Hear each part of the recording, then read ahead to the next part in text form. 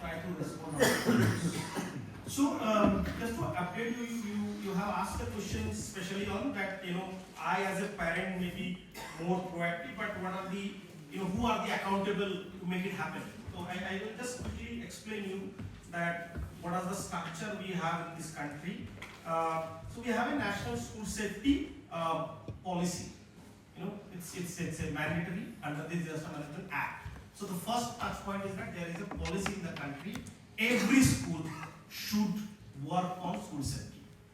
Now, fourth thing is mandatory almost is that every school should have a school safety plan prepared and published in their premises or any other public forum. School safety committee should be formed. जैसे आप लोगों की PTA है ना, हर school में एक parent teacher association है, हर school को एक स्कूल सेफ्टी कमेटी फॉर्म करना पड़ेगा, उसको डिक्लेयर करना पड़ेगा. देन हर स्कूल को एक school safety focal person nominate करना पड़ेगा. अमंग द टीचर और non teaching staff somebody is designated as a school safety focal person. जाके आप पूछ सकते हो उनसे. और thirdly आपकी प्रिवेंटिव जो बजट होता है सरकार की तरफ से भी स्कूल पे जो छोटी-मोटी सालाना बजट होता है उसमें प्रिवेंशन और मिटिगेशन के काम भी कहा जाता है. तीन सारे चीज almost kind of mandatory action for any school to form. इसका नोडल जिम्मेदारी किनका है? नोडल जिम्मेदारी education, of course education department की नोडल जिम्मेदारी है, साथ में state and district disaster management authority उनको हर तरह की टेक्निकल सपोर्ट और टेक्निकल गाइडेंस. तो this is the structure we have. Yes, please. Sir, you have said that this should be done, but actually, while implementing this, school registration should be based on such compliances that until or unless you follow and show us the evidence, your school will not be registered. True. And during the an audit time frame, if this is not being followed, then it has to be cancelled. The registration. There should be some action against True, true.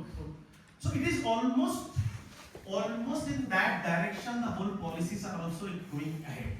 Now it is very mandatory that if a school don't have school safety plan annual reporting में, then definitely that there is a question on that. For example, Himachal government has prepared an app and I think every fortnight and the data comes and they check that. So those are kind of it took long time, to be very honest, it took long time for us. At least today we are talking about school safety and there is a plan. It is still little go further, but already the government has started in the direction we were looking forward. Maybe a couple of years down the line, it will be kind of a mandatory based on this kind of registration. Adding to that, Mintula, what was telling Mintula, adding to just that. Sir, When we are talking about disaster management and education, both are the state subjects, right? So those all states who has faced the burdens of disasters, whether we are talking about Odisha or Gujarat or Bihar or Assam, they are very proactive when we are talking about school safety. Rightly, you just saw that Uttar Pradesh and the Bihar government has started the disaster management curriculum also from class 1 and 2 onwards. So actually, until unless the masses and parents will force the state governments to take it very seriously, not only the government directive, central government can give only the directions, right? Issues like national security or the foreign policy, there the central government is directly handling the things. There is no say of the state government. But education and disaster management both are the parts of the state government, and the people of the state should उनको बोलना पड़ेगा, उनको अपनी आवाज उठानी पड़ेगी. एक state में बहुत अच्छा है, दूसरे स्टेट में बुरा क्यों? जिस स्टेट ने इसको समझा है कि ये क्यों इम्पोर्टेंट है, they have done it. And still a lot of states are doing it. Himachal में अभी आपने देखा कि पूरा एक एप्लीकेशन बना करके उस पे साल में 2 बार आपको पूरा ऑडिट, पूरा डिटेल्स डालना बहुत जरूरी है. So things are there. Kerala government, yes, of course, Kerala government has done a wonderful job for this. So it's state specific, and we need to force the state governments to take it very seriously. Thank you. इसमें एक चीज और कहना चाहता हूँ, बिहार का भी initiative है कि बिहार एजुकेशन प्रोजेक्ट काउंसिल का एक ई शिक्षा पोस्ट पोर्टल है जिसको सेफ सैटरडे की गतिविधियों को एवरी सैटरडे रिकॉर्ड करना, जरूरी रिपोर्ट करना और उसको फिर मंडे को सेंट्रलाइज रूप से जनरेट करके उस पर वीसी भी किया जाता है एसीएस और डिफरेंट मेंबर्स के साथ वहाँ भी ये। Okay, thank you. Next questions, any other question? Sir एक क्वेश्चन मेरा Yes, please. डॉक्टर पदम देव शर्मा जी से। सर जो आपने योजनाएं हमें अवगत करवाई, क्या योजनाएं सभी वर्गों के लिए है कि सिर्फ बीपीएल परिवारों के लिए है? एक्चुअली में जो इसमें स्पॉन्सरशिप स्कीम है ना, उसमें मैंने इनकम क्राइटेरिया है 72,000 रूरल के और 96,000 अर्बन के लिए, फॉस्टर के लिए भी क्राइटेरिया है। और इंस्टीट्यूशन करके तो वही जो बच्चा ऑर्फन है और जो children who is in need of care and protection ना, तो वो उसमें उसको एडमिट किया जाता है। इसके अलावा सुखाश्रय योजना जो उसमें डिफरेंट कंपोनेंट बताए, कोई भी कंपोनेंट है उसमें इनकम क्राइटेरिया है 5 लाख से कम का, उसमें सभी आ जाता है, जितने भी ऑर्फन है सभी आ जाते मतलब इसमें बीपीएल परिवार में सभी वर्ग आ सकते हैं? सभी आ सकते हैं बिल्कुल, और उसमें इनकम क्राइटेरिया 5 लाख से कम का है। Okay, any other question? One or two more questions we'll be taking, that's it. किसी का कोई सवाल और? सर बिहार का था, जैसे बिहार में जो बात की जा रही थी, जो उन्होंने उसका मैनेजमेंट प्लान बनाया है, बिहार के लोग बहुत से जो हमारे हिमाचल में बहुत लोग हैं बिहार के, और वो बच्चे लेबर कर रहे हैं, तो उनके बारे में कौन सोच रहा है? और वो उनकी अर्ली मैरिज भी हो गई है बच्चों की, तो उसके बारे में तो कोई हिमाचल गवर्नमेंट इनिशिएटिव नहीं लेगी, वो यहाँ पे ना के जो है ही नहीं। और दूसरा बिहार गवर्नमेंट क्या करेगी उनके लिए? So, okay, this question is related to two things, child labor and migration. So, I think child marriage, of course, when migration will be there, there will be no education or job opportunities, it will be increasing. So, it's actually migration is not something that is a problem of one state government. It's a central problem, and all the state governments are jointly working for migrant labor issues. So, अगर ऐसा है कि बिहार का कोई बच्चा अगर हिमाचल में काम करता है, तो सिर्फ ये बिहार सरकार की या हिमाचल सरकार की ही जिम्मेवारी नहीं है, ये सेंट्रल गवर्नमेंट की भी उतनी ही बड़ी जिम्मेवारी है। और ऑफ कोर्स इस पे काम हो रहा है। अभी कुछ दिन पहले तेलंगाना में कुछ बॉन्डेड लेबर चाइल्ड लेबर को रखा गया था, किसी एनजीओस के थ्रू इमीडिएटली हमें इंफॉर्मेशन मिला, and the child protection officers we have informed, they reached the ground and उनको छुड़ाया गया। सो ये जब तक कंप्लेंट हमारे पास नहीं आता, तो उस सिचुएशन में बड़ा मुश्किल हो जाता है कि एक्शन कैसे लिया। तो अब ये आपके लेवल पे रिस्पॉन्सिबिलिटी है। This situation is similar to, जैसे हमने ट्रैफिकिंग की बात की थी ना, ट्रेन में कोई बच्चा अगर किसी को बच्चे को ट्रैफिक करके ले जा रहा है, हम देखते हैं उसको, देखने के बाद भी अगर हमें पता भी चलता है कि बच्चे के साथ हो सकता है जबरदस्ती हो रही हो, बट समझते हैं कि हमारा बच्चा तो है नहीं, हमें क्या फर्क पड़ता है। तो जब कंप्लेंट नहीं आता है तो एजेंसी जब तक खुद से देखेंगी तब तक हो सकता है बहुत देर हो जाती है। तो फर्स्ट थिंग इज दैट अगर कहीं भी ऐसा आपको दिखता है तो इमीडिएटली सेंट्रल नंबर पे कम से कम कॉल कीजिए, that is 1098, and once you did it, अगर आपने इन्फॉर्म किया तो 110% उस पर कार्रवाई। Thank you very much for this important question sir. Yes sir, इसमें भी जो जैसे अभी आपने बताया कि बाहर से आकर के लोग हिमाचल में आते हैं, तो अभी हमने भी कुछ इनिशिएटिव लिया है कि जैसे मैं आपको कह रहा था कि कंस्ट्रक्शन को लेकर के जैसे बहुत सारी लेबर बाहर से आती है, तो हमारी जो एक स्कीम है मेसन ट्रेनिंग को लेकर के कि हर एक मेसन जो है वो सर्टिफाइड होना चाहिए डिजास्टर मैनेजमेंट को लेकर, उसके माइंड में वो जैसे सर कह रहे थे कि माइंड चेंज करने की बात है कि उसका डिजास्टर का उसको पता होना चाहिए कि ये रेजिलिएंट है या नहीं है।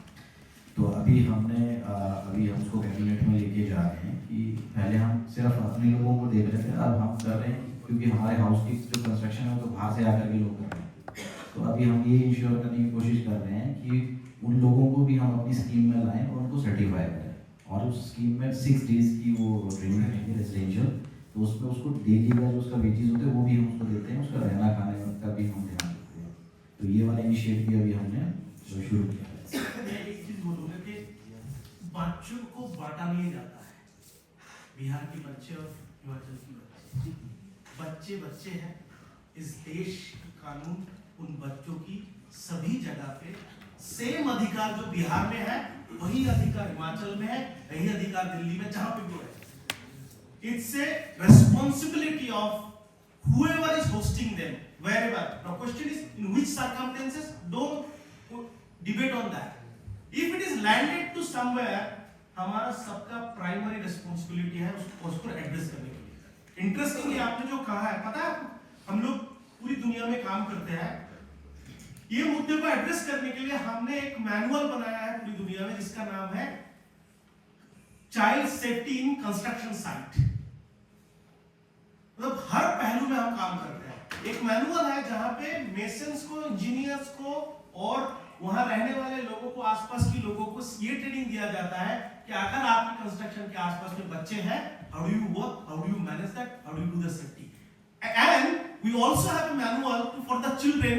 उन बच्चों को हम ट्रेन करते हैं कि आप अगर कंस्ट्रक्शन साइट के आसपास हो, how do you save yourself. So ये बहुत ही गंभीर मुद्दा आपने उठाया sir, but I am happy to hear that कि this is should be a such example. अगर हिमाचल ये करता है, it will be an example for पूरे देश।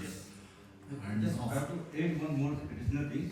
जो हमारा शिक्षा कानून है, राइट एजुकेशन एक्ट, उसमें ये लिखा गया है कि बच्चा जो है किसी भी जगह हो वहाँ पर उसको आपको दाखिला देना है, उसको पढ़ाना है, वो सारी सुविधाएं देनी है as per RT act.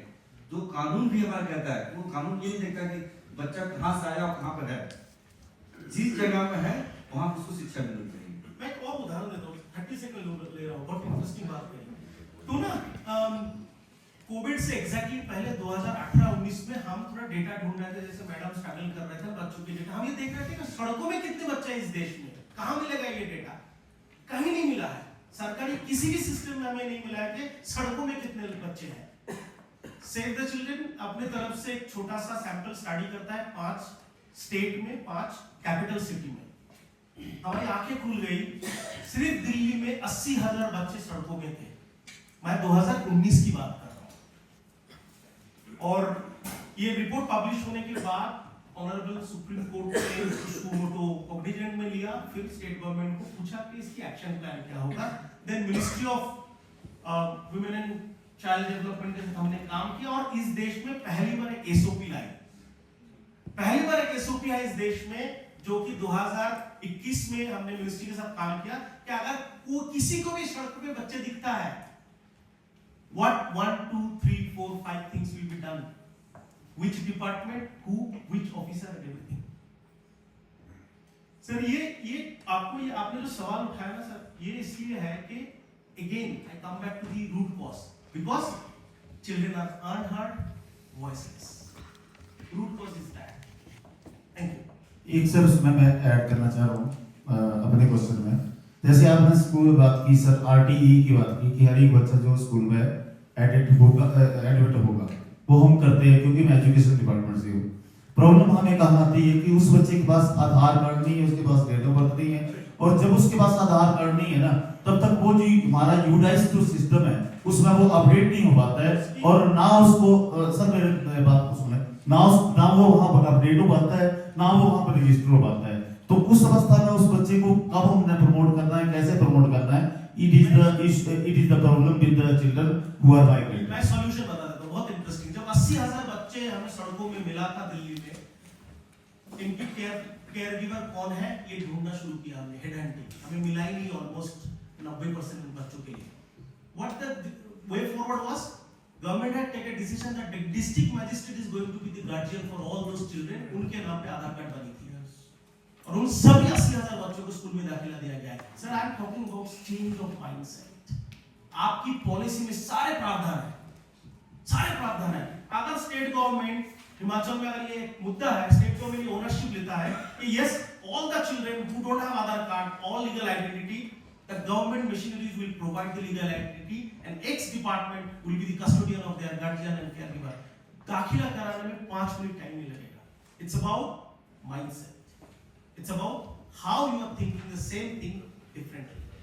Because अगर आपने ये मान लिया, if you take the accountability that this particular child wherever landed is my accountability, आप solution खुद ही ढूंढ लेंगे, right? डिस्ट्रिक्ट मजिस्ट्रेट ने क्या किया? तो वहां पे कॉन्वर्जेंस मीटिंग बुलाया गया. कॉन्वर्जेंस मीटिंग में उन्होंने फिर बाइफरकेट किया कि फलाने officer will be guardian for 10, फलाने ऑलमोस्ट सारे डिपार्टमेंट के ऑफिसर्स को 10-10 बच्चों के गार्जियन बनने की बाकायदा चिट्ठी करके दिया है. उन सभी डिपार्टमेंट के ऑफिसरों ने बाकायदा बच्चों को साथ में लेके गए कि काम करके वहां का एनरोल कराया. कोविड के टाइम पे सेम चैलेंज हो रहा था, वैक्सीन नहीं मिल रहा था. सर एक 30 सेकंड और आपकी जो चैलेंज उसके एड्रेस कर रहा हूं. कोविड के टाइम पे बद्दी शहर में ट्रक ड्राइवर्स की वैक्सीन नहीं मिल रहा था क्योंकि इनका आधार कार्ड नहीं था. हमने डिस्ट्रिक्ट मजिस्ट्रेट की आधार कार्ड को यूज करके 1 लाख ट्रक ड्राइवर को वैक्सीनेशन कर दी. कैसे? क्योंकि आधार का नंबर डालना पड़ रहा था. तो डिस्ट्रिक्ट मजिस्ट्रेट ने ऑर्डर निकाली. उन्होंने बोला कि जितने ट्रक ड्राइवर होंगे सारे ट्रक ड्राइवर एसोसिएशन को बुलाया, आपके आधार कार्ड की जरूरत नहीं है, मेरा ये आधार कार्ड है, पब्लिक की यूज होगा और ये ऐप में डाला जाएगा और आप वैक्सीनेशन कर लीजिए. It's about you have example in your state, such example. Sorry, बहुत आसान है, बिल्कुल सही बात बोल रहे हैं. I was just adding to your point sir. कोविड-19 की जब स्टडी चल रही थी ऑर्फन चिल्ड्रन की, we were in Kerala and one of the districts of Kerala we found that अनाथ हुए बच्चे हैं, बट वो भी बच्चे हैं जिनके सिंगल पेरेंट की डेथ हुई है और केयर टेकर जो है, ब्रेड अर्नर जो है फैमिली का, वो नहीं रहा. सो डाटा वाज यूज एक्चुअली. जो अनाथ हुए हैं उनको तो सेंट्रल गवर्नमेंट ने पीएम केयर फंड दे दिया, बट वो बच्चे जो उनकी पढ़ाई वो ड्रॉप आउट हो चुके हैं. सो along with the data we went to district magistrate and he just put it down. So he was surprised, मेरे डिस्ट्रिक्ट में ऐसा मुझे पता ही नहीं. And immediately he called up a few CSR companies and then and there he ensured that these children will be provided with education and guardianship till the age of 18 years. That's done. Now that is the mindset actually. जहाँ चाह वहाँ राह वाली बात है. Otherwise problem तो बहुत बड़ी है. So I think no more questions. One more question is there, 2 more. So last few questions, okay ma'am, please go ahead. Sir, recently India और पाकिस्तान की tensions हुई sir. Sir war like situation में हमारे NDIM के पास कोई ऐसी plan या mechanism है? सर ऊपर ड्रोन्स उड़ रहे हो, ये तो मतलब एकदम इमरजेंसी है. ऐसी सिचुएशन में कोई सॉल्यूशन है सर हमारे पास? Preparedness, I am talking about the preparedness. देखिए वॉर सिचुएशन में प्रिपेयर्डनेस का as per the mandate it's not responsibility of disaster management. Wars are directly national security issues and that is handled by army defense forces. Okay, but अगर preparedness आपने fire drill के लिए कर रखी है, earthquake drill के लिए कर रखी है, तो यू आर प्रिपेयर्ड. बट सबको वो करने की जरूरत नहीं है.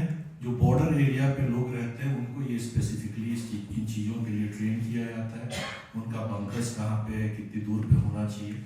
सो पूरे कंट्री को वॉर के लिए ट्रेन करने की अभी ऐसी जरूरत कभी पड़ी ही नहीं है. अगर पड़ेगी तो वो भी करने में हम लोग सक्षम है. That's not a problem.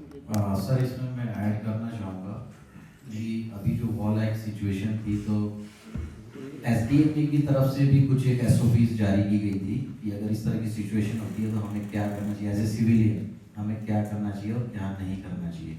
और उसमें जो हमारा सिविल डिफेंस डिपार्टमेंट है वो भी एक्टिवली इंगेज था. उन्होंने भी SOP जारी की थी. शायद आपने पढ़ी होगी, न्यूज़पेपर पे भी था और आपका मीडिया, सोशल मीडिया प्लेटफॉर्म्स पे भी थी वो इंस्ट्रक्शंस. और अगर उस तरह की सिचुएशन सिविल डिफेंस को जो स्ट्रेंथन करने की, मैं कल भी आपको बात बता रहा था कि जो हमारा सिविल डिफेंस सेटअप है वो काफ़ी स्ट्रॉन्ग होने जा रहा है और नोटिफाइड हो चुका है. और 1% पॉपुलेशन को वो सिविल डिफेंस वॉरियर ऐसे ट्रेन करने की बात टारगेट लेके चल रहे हैं. जी एनडीए में भी कुछ SOP निकाला था, उसी के बेसिस पे टोटल SOP आया था एनडीए की तरफ से. But that SOP was for blackouts, just for your safety. Right? It was nothing to panic about. Okay. उसमें एकदम पैनिक होने वाला कोई भी मतलब नहीं था, just to prepare. So madam your question was there. मेरा क्वेश्चन नहीं है, कुछ कॉम्प्लीमेंट्स और कमेंट्स हैं. वो जो शब्द इस्तेमाल किए गए हैं प्रेजेंटेशन में, मैं उन्हीं शब्दों के बारे में कुछ कमेंट करना चाहती हूँ, कुछ रिकमेंडेशन. चले वो है प्लीज. जनरली अभी जो भी प्रेजेंटेशन हुआ उसमें एक चीज़ को भर करके आया कि it is just not the responsibility of the government और policy makers, it is also the responsibility of the stakeholder. और स्टेक होल्डर्स में सिटीजन्स भी आते हैं, पेरेंट्स आते हैं, और पेरेंट्स सिर्फ वो नहीं होते जो बायोलॉजिकल पेरेंट्स होते हैं, पेरेंट्स वो भी होता है जो बच्चे को पेरेंटिंग करता है, इंक्लूडिंग टीचर्स. और तो मैं एक टीचर के नाते मैं भी एक टीचर हूँ, तो I also have responsibility of many children including the biological ones. और एक सिटीजन हूँ तो मैं भी स्टेक होल्डर हूँ. इसी तहत मैं बोल रही हूँ कि हर चीज़ के लिए ऑफकोर्स गवर्नमेंट को to complain regarding the government ineffectiveness ज़रूरी नहीं है. पर आपको पता है हम क्यों ऐसा करते हैं? क्योंकि गवर्नमेंट ही है जो आंसरेबल है हमारे क्वेरीज का. एवरी 5 ईयर जब इलेक्शन होता है वो 1-1.5 महीना गवर्नमेंट हमें बहुत परेशान करती है और पूरे साल करती है. हम अपना कोई अच्छा सा प्रोग्राम देखते हैं टीवी में और वहाँ अपना प्रोमो डाल देते हैं. मैं दिल्ली में रहती हूँ, मुझे पता चल रहा है कि गवर्नमेंट क्या क्या इनिशिएटिव मध्य प्रदेश में कर रही है, जिस भी स्टेट में इलेक्शन कर रही है उसका एडवर्टीजमेंट दिल्ली में मैं देख लेती हूँ. हमें इसकी ज़रूरत नहीं है, मैं तो दिल्ली में रहती हूँ, मुझे सिर्फ इतना मतलब है कि दिल्ली की गवर्नमेंट हमारे लिए क्या कर रही है. तो हमारा क्वेश्चन करना, कंप्लेन करना ये हमारा अधिकार है और गवर्नमेंट का ये रिस्पॉन्सिबिलिटी है कि हमारे क्वेरीज और हमारे जो क्वेश्चंस हैं उनको आंसर करें. इसलिए हम ऐसा रिस्पॉन्सिबिलिटी उठाते हैं. Coming back to the same question, why do we do that? Government हमें आकर के इतना परेशान करती है, हमने ये किया, हमने ये किया, हमने ये किया. आपने सभी ने सुना होगा जब हम टीवी पे देखते हैं, कहते हैं आइए ना कभी कुछ दिन गुजारिए गुजरात में. गुजरात का ही एग्जाम्पल लेते हैं. क्या गुजरात में चिल्ड्रन अफेक्टेड नहीं है? गुजरात में जब आप हमें गुजरात बुला रहे हैं, हमारे सब बच्चे भी होंगे, हम आ रहे हैं, पर हमारे बच्चे के लिए आपने क्या किया है? We are focusing here. That is what we are focused. We are focused on school and school children. That means a particular age. पर उस एज में सिर्फ स्कूल में बच्चे नहीं होते हैं, पिलग्रिमेज साइट्स पे होते हैं, पार्क्स में होते हैं. We are talking about municipal park जो कि हर स्टेट में हर एक स्कूल के आसपास होती है. उसके ऊपर भी, and this is just a request. I'm not questioning anybody. I know in last 15, 20, 22 years NDA में और एसडीएमए ने बहुत अच्छा कार्य किया है. वो सब हम पिछले 4 दिन से देख रहे हैं, हमें पता चल गया. Awareness is a continuous process. किसी ने बोला था कि कब तक हम अवेयरनेस करेंगे? ये कंटिन्यूअस प्रोसेस है सर, चलता रहेगा. पीढ़ी दर पीढ़ी आएगी जाएगी, ये चलता रहेगा. But it is high time कि जैसा मैंने पहले बोला था, एक monitoring mechanism is very very important. जैसा सर ने बोला कि सुनामी 2004 में आया था, हमने पिछले साल या vote after 15-20 years we did the re-looking into as to where those kids are. इतना देर वेट ही क्यों करना सर? आपके पास तो सारे रिसोर्सेज हैं including man power. Why don't you use it every year? आप किसी ने बोला, सर सेड दैट हम अनाथ बच्चों को 2 लाख देते हैं बिजनेस करने के लिए. आप उसको मॉनिटर करते हैं कि वो 2 लाख रुपया जो आपने दिया है उसका क्या हो रहा है? तो schemes are there, policies are there, it is being implemented, no doubt about that. But until and unless you have a monitoring mechanism, or Raka sir ne word used kiya sustainability. Sustainability is very much part of the monitoring mechanism is part of that sustainable approach that you are talking about. If monitoring mechanism is not there, पैसा हम लगाते रहेंगे तो कर ही रहे हैं, कभी shortage नहीं होगा फंड का सर. और आप कह रहे हैं कि एक्चुअली नहीं चाहिए, पर गवर्नमेंट तो ये नहीं सोचती है ना सर. गवर्नमेंट तो हमें हर महीने हर हफ्ते न चाहते भी हमारे फ़ोन पे भेजती है, हम ये कर रहे हैं. क्यों भेजती है सर? जरूरत नहीं है उसकी. और अगर जो भेजती है तो उन्हें हमारे सवालों का और हमारे जो क्वेरीज हैं इसके आंसर भी करना पड़ेगा. सर ने कुछ एक कोई वर्ड यूज हुआ था, children are everybody's business. Children are never anybody's business. Children are not business. They are our wealth, our future. Don't use such unhuman and irresponsible word because we are very responsible people. और एक holistic approach लेकर के चलेंगे और ये छोटे छोटे words बहुत मैटर करते हैं सर, स्पेशली सिटीजन्स के लिए और पेरेंट्स के लिए. तो ऐसे वर्ड्स का इस्तेमाल ना किया जाना चाहिए. दूसरी बात उभर के आई कि डेटा नहीं मिलता है, इतना data. Why should we rely on secondary data? NDMA is such a big institution. You have so many departments in place. Why don't you have your own data bank? आप इसके ऊपर काम कीजिए ना. डेटा यूनिसेफ का ले रहा है. आपको पता है जितने भी डेटा बाहर के इंस्टीट्यूशन द्वारा कलेक्ट किया जाता है 60% of the data is manipulated. And I'm not saying out of generalization, I have experienced it. क्योंकि हम भी शुरू में जब ग्रेजुएशन करते हैं ना तो इन सब एजेंसियों में काम करते हैं. डेटा वॉश अप होता है. Why do we rely on UP government to give us data? They have other business to do. Why don't we have our own data? We have taken the responsibility. हमने ये लिया है कि हम ये करेंगे तो उसमें एक डेटा कलेक्शन का भी ऐड कर लीजिए. ये रिक्वेस्ट है. दूसरा चीज ये है कि NDA में because one of the parents thing on disaster, sir please एक डेटा बैंक रिक्वेस्ट है कीजिए. दूसरा monitoring mechanism must be there, otherwise all the efforts will go in vain. If not today, 10 years or 20 years, but later on definitely. The other thing is that children not only in school should be looked up, but go home to school and home to school. आपने बोला pilgrimage time, मंदिर सब monkeys also मैंने apart from snakes and dogs. और दिल्ली की बात कर रही हूँ. सोसाइटीज जो ये होते हैं उसमें भी आप एक डायरेक्शन दीजिए कि जो डॉग ओनर्स हैं they are responsible for any unhappening that happens.